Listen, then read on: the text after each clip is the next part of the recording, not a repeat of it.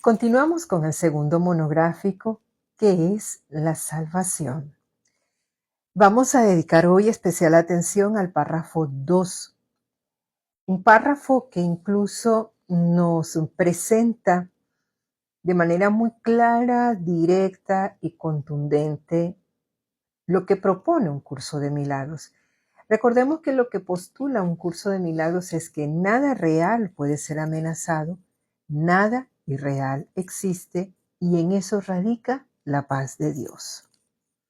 Cuando hemos perdido el norte de la realidad, cuando prestamos atención a esa diminuta y alocada idea, nos volvemos simplemente en el Hijo de Dios en un sueño de exilio. Pero tal exilio nunca sucedió. No obstante, mientras estemos inmersos en el exilio, en ese sueño de exilio, lo que no es va a parecer que es, pero realmente no es real. Esta es la parte donde podemos hacer choque, sobremanera si tenemos poco tiempo estudiando el curso, porque comenzamos a cuestionar, bueno, pero si esto no es mentira, no es verdad, ¿por qué entonces siento tanto dolor cuando menstruo? ¿Por qué la migraña? ¿Por qué me duele que mi ser querido haya partido, que mi relación haya concluido? Porque siento que esto es un dolor que me desgarra el pecho. ¿Por qué lamento tanto en lo profundo la traición del amigo, de la amiga, el abandono, el bochorno al cual fui sometido, dadas ciertas interpretaciones? Sé que esto de entrada choca, pero la pequeña dosis de buena voluntad nos va llevando cada vez más adentro y va afinando también nuestra mente en que podamos aprender en el ejercicio de ser el tomador de decisiones, el observador de los contenidos de nuestros pensamientos. Y es aquí el valor que tiene este párrafo fundamentalmente en el día de hoy. Soy de la idea que la mejor terapia que podemos nosotros hacer o aspirar a medida que vamos transitando nuestros procesos de vida es precisamente la lección diaria. Y en esta etapa de un curso de milagros vemos cómo estos monográficos van afinando dentro de nuestras mentes, va creando cada vez esas mejores y mayores condiciones dentro de nosotros mismos para que aprendamos aunque no estemos del todo convencidos, pero sabemos que es real. A eso se le suele tener miedo. La idea de perder toda identidad respecto de lo que hemos forjado como identidad da miedo. Claro que da miedo, porque es saber que lo que se está forjando en mí en este tiempo es alguien que ya no era la misma de hoy ni la misma de ayer, y no sé cómo será en 3 días, en 4 días, en un año, en esta ilusión de tiempo y espacio. Pero lo que sí es cierto es que esto cada vez va encontrando más cabida y mayor espacio dentro de nosotros. Jesús nos dice en este párrafo 2, el pensamiento de la paz le fue dado al Hijo en el mismo instante en el que su mente concibió el pensamiento de la guerra.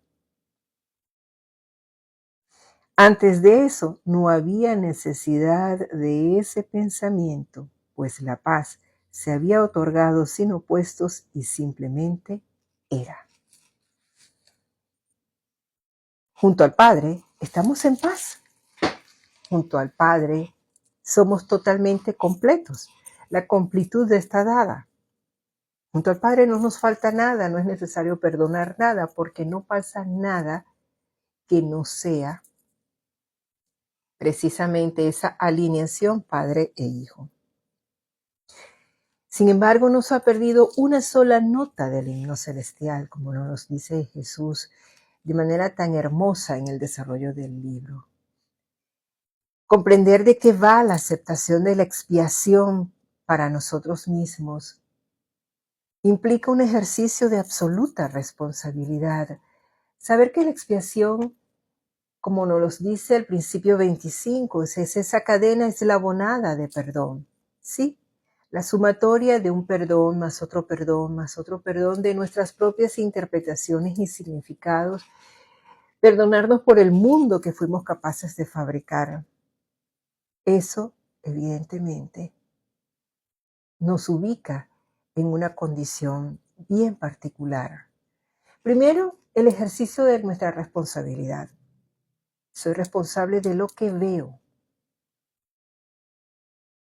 Elijo los sentimientos que decido experimentar y los objetivos que deseo alcanzar. Independientemente de nuestro proceso de vida en este instante. ¿Cuál es tu objetivo? El mío es la paz, lo tengo claro.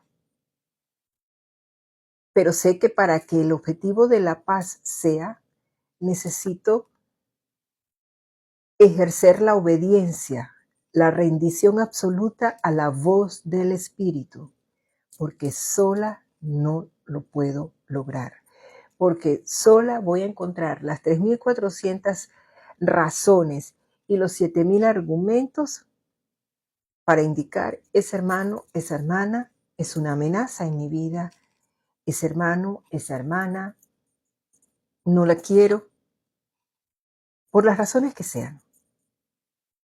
Por eso, porque es un dar razones sin razón. Entonces, hacerme cargo que todo lo que parece sucederme se me concede tal como lo pedí. Y definitivamente el plan de Dios para la salvación siempre va a tener el éxito, porque en algún punto me voy a rendir y voy a dejar de escuchar la vocecita del ego que me va a recordar lo que dijo, hizo, quitó, puso, sacó, metió, mi hermano, mi hermana.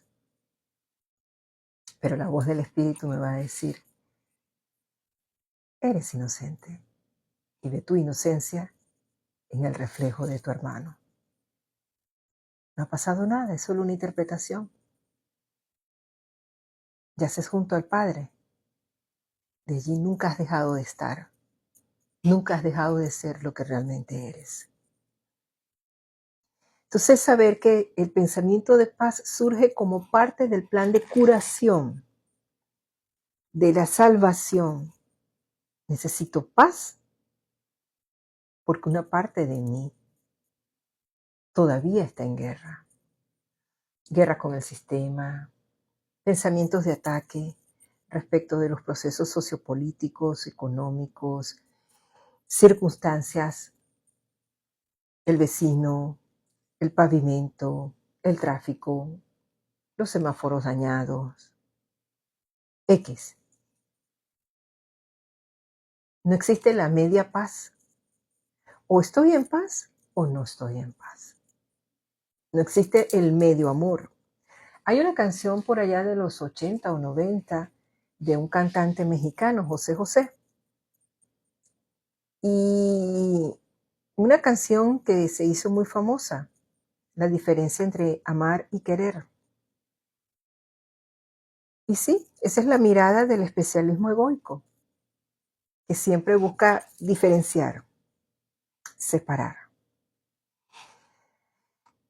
Lo único cierto es que en paz siempre estamos cuando nos alineamos al Padre. Algo importante a destacar también de este párrafo cuando nos dice Jesús, una mente dividida no obstante tiene necesidad de curación. Y así, el pensamiento que tiene el poder de subsanar la división pasó a formar parte de cada fragmento de la mente que seguía siendo una, pero no reconocía su unidad. Al no conocerse a sí misma, pensó que había perdido su identidad. Eres tal como Dios te creó. El amor es nuestra fuente y por lo tanto eso es lo que eres. Eso es lo que somos. Muy feliz instante.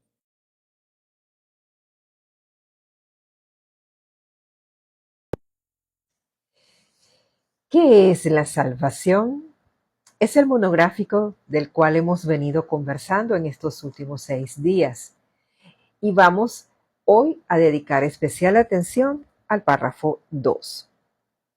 Nos dice Jesús: el pensamiento de la paz le fue dado al Hijo en el mismo instante en que su mente concibió el pensamiento de la guerra.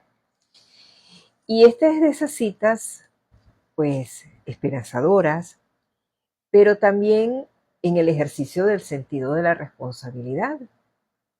Me fue dado el pensamiento de paz en el momento en que concebí pensamientos de guerra, de manera tal que la decisión, la elección siempre va a ser mía, siempre va a ser tuya.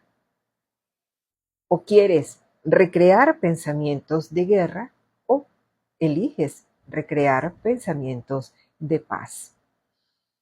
Tengamos en cuenta que se nos explica en el libro de texto que en el momento en que surgió el pensamiento de separación, la diminuta y alocada idea de la cual el Hijo de Dios olvidó reírse, fue entregado el Espíritu Santo. Se nos otorga el Espíritu Santo como nuestra mente recta, como el recuerdo de la verdad y el que puentea entre el Padre y nosotros, porque precisamente de la mano de Él, bajo su guía, su orientación, su escucha, es que nosotros podemos verdaderamente, pues, sanar, curar nuestras mentes. En el entendido que un curso de milagros va dirigido a la mente, no a los egos, no al cuerpo, no a este cerebro que con todas y sus potencialidades, pues, él es simplemente una antena receptora de todo lo que acontece en el ámbito de la mente. En ese punto, continuamos entonces con la frase 2 y nos dice Jesús: antes de eso no había necesidad de ese pensamiento, pues la paz se había otorgado sin opuestos y simplemente era. Y sí, ¿cuál es el opuesto de la paz? La guerra, el conflicto como sinónimo de guerra, el campo de batalla. Ahora bien, ¿en qué consiste precisamente ese campo de batalla? Bueno, primero parte de la premisa de que la separación sí se dio. Es solo una idea, no es una realidad, es una idea. Parte de esa idea. Esa idea, para poderse afianzar, necesita de ciertos subterfugios, de ciertas estratagemas que le permitan sostenibilidad en el tiempo. Por eso se vale del tiempo, que es la gran ilusión en la que acontece todo lo que el pensamiento de no paz es capaz de generar. Se sirve entonces de lo que Kenneth Wapner llama la Trinidad impía, que es la culpa, el miedo y el pecado. Esto nos ata en el tiempo. Entendamos que la culpa nos mantiene pegaditos allí en el recuerdo de cosas pasadas, nos recriminamos y sí, y qué tal sí, y si hubiese hecho, y si hubiese dicho, si hubiese quitado, si hubiese metido, si hubiese sacado, si hubiese X. Nos recriminamos. Esa culpa la proyectamos y siempre vamos a encontrar testigos de nuestras ideas, de nuestra culpa. El miedo nos mantiene en una expectativa de un aparente futuro, en esta ilusión de tiempo y espacio, pero que nos puede tener tanto en una cultura de prevención preventiva que no somos capaces de hacer. Bueno, yo por lo menos transité esa etapa en la que no era capaz de hacer algo si antes no veía las efemérides astrológicas. A Dios gracias, ya esa es etapa superada. Pero sucede que nos hacemos de ídolos y sentimos idolatría por el trabajo, idolatría por las cosas que decimos, por las cosas que hacemos, por personas especiales a las que le damos ese rol. y tendemos entonces básicamente a sostenernos buscando aprobación, buscando sentido de pertenencia, pretender pertenecer a, porque tenemos el miedo de no pertenecer. Y esto, por supuesto, nos roba el presente. Y en el presente, ¿qué nos podemos sentir pecaminosos? Que en nosotros hay algo malo, hay algo errado, y que por esa razón no merecemos. No merecemos el amor. Hay algo que es importante tener en cuenta y más adelante de esto iremos conversando. Yo he podido darme cuenta en mi propia experiencia, sobremanera cuando me pongo terca en un tema, ¿verdad? Y es cuántos argumentos encontramos para defender la no paz. Y sobremanera en los últimos meses he estado un poco más alerta y me doy cuenta y digo, ¿hasta cuándo, Mayden del Valle? ¿Llevas unos minutos o llevas un buen rato en ese pensamiento? Mientras sostengas ese pensamiento y te estés sintiendo de la manera que te estás sintiendo, pues no vas a poder estar en paz.